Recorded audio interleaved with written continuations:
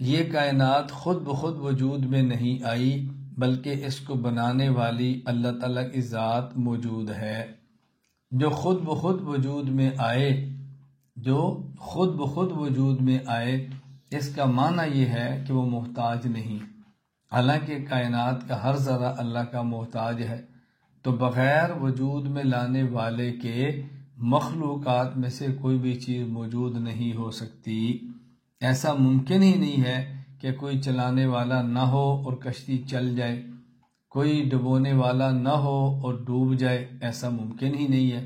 اس لیے ذہن میں رکھ لیں، کائنات خود بخود وجود میں نہیں آئی۔ اللہ تعالیٰ جس شخص کو نبوت کے لیے منتخب فرماتے ہیں اسے ہر قسم کی معصیت، نافرمانی اور گناہ سے بچاتے ہیں۔ یہ عقیدہ دلائل نقلیہ اور دلائل عقلیہ دونوں سے ثابت ہے کہ کسی نیک ولی کے پاس جا کر دعا کرانا یہ بھی توسل ہے، اپنے کسی نیک عمل کو راہ خدا میں پیش کر کے دعا کرنا یہ بھی توسل ہے، یا کسی نبی، ولی یا نیک صالح ہستی کو اپنی دعا میں خدا کے سامنے پیش کرنا کہ اس کی برکت سے، اس کے وسیلہ سے، اس کے طفیل سے میری دعا قبول ہو جائے۔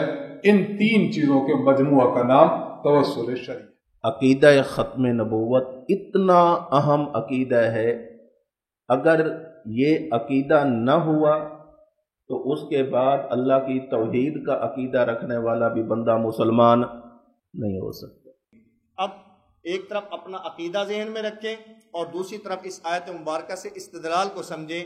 ہمارا نظریہ یہ ہے کہ یہود قتل کرنا چاہتے تھے لیکن قتل میں کامیاب نہ ہو سکے، اللہ رب العزت نے ان کو زندہ اٹھا لیا اور قرب قیامت میں واپس تشریف لائیں گے۔